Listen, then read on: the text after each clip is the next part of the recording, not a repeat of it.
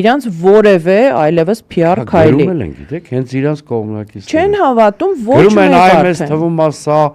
վատ երազա, բան Ես ես ասեմ, վատ երազա, լավ երազա, բայց ես լսել եմ մի քանի վերսիա ինչու է դա արվել, հա, մեկը որ բաժանվել են, որ ինքը կարողանա առանձին այդ ֆոնդերից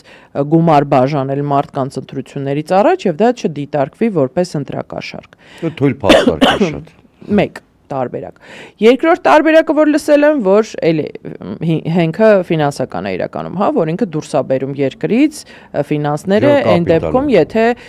չստացվի ընտրությունների ժամանակ, այո, հաղթել, ինքը արդեն գնում է ինչ-որ բազա դրսում դնելու, որպեսզի ընտանիքը տեղափոխվի։ Երրորդը, որ ինքը որպես առանձին խաղացող արդեն ուզում է ընդդիմադիր,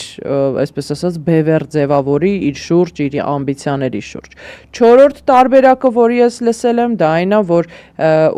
իդեպ ես հակված եմ մտածել հենց այս չորրորդ տարբերակը, որտեղ առաջի բանը իմ մտքով էլ դա անցավ, որ քանի որ իր հանդեպ վերաբերմունքը հասարակության մեջ ավելի բացասական է նույնիսկ քան ամուսնու եւ ինքը ընդհանուր նեգատիվ ֆոն է միշտ հաղորդում ամուսնու իմիջին եւ ռեյտինգին այդ տարանջատումը տալու է հնարավորություն են իրեն դուրս բերել հա այդ իր նեգատիվը իր վրա վերցրած մարդուն դուրս բերել եւ Նիկոլ Փաշինյանին ներկայացնել որպես այդպես խեղճ ու կրակ խեղճ Նիկոլը ինչ անի նույնիսկ կինը իրան թողեց գնաց ու այդ բոլոր միայնակ 50+ կանանց համար իրենց բախտը բացվելու այդ երջանիկ պահը պարգևի իրանց եւ իրենք գնան ընտրատեղամաս Նիկոլին ձայն տալու։ Այսինքն տեխնոլոգիայի տեսանկյունից եւ տարբերակների տեսանկյունից ինձ համար ամենա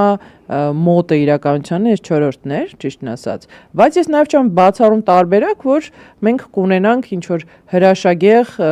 հերթական այդ թուրքական սերիալի ոճի մեջ վերամիավորում եւ